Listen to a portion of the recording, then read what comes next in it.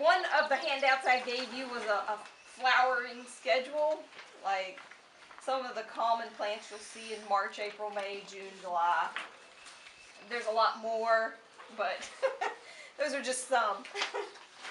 And then I gave you a handout on how to describe a plant to somebody. If you come into the office and say, what is this plant? It's yellow and it's about this tall. Well, that doesn't help me much. So a lot of the things you can do are describe the leaf. And there are different leaf shapes. You have simple leaves that just has one leaf. It has one stem. It's a simple leaf. Then you have compound leaves where you have a leaf that might have leaflets on it, and the number could be like a palmate leaf has them like the palm of your hand. You have a stem, and then all of the leaflets come off at the same point. Or you have just like a stick, and all the leaflets come out all the way up the stem. So if you can describe the leaf shape, that helps a lot. And then the margins of the leaf, like on the edge of the leaf, sometimes the leaves will be smooth on the outside, and sometimes it will have teeth.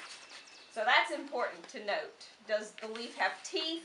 Does it have lobes where like the edge of the leaf will go in and out and in and out again? That's called lobed. So there are many different shapes, sizes, edges.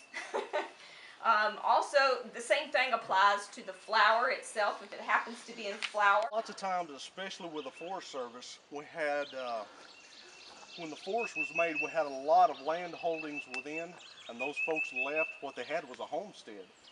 They didn't want to live there. Life was too tough, so they left. But we still have to protect those areas because it's part of our American history.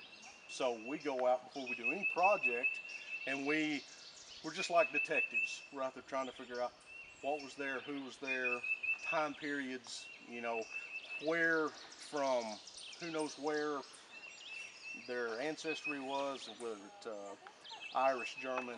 I mean, there's a bunch of things that you can tell from, you know, house places, who these people were. Well, here I was going, well, where were the boundaries? Can you guys look around and tell me if you see anything that would tell you that this was an old field system? Anything around? The water, for one thing, they could use. Yeah, the they water. got a good natural boundary right there. You know, yeah, cornfield, yes, but this could also have, at one point in time, have been a pasture for cows. Because cows were very important back then. Protected valley. Yeah, exactly. But I noticed when I was walking, looking right along this trail, if you'll notice, embedded in these trees are wires. Oh, that's right. I see. And if you'll look at that tree right down there, you see that piece of steel hanging off of it? That piece of steel hanging off of that tree. Is it white? Oh, no. You see it right down there on the tree, about 4 feet up. Move over here.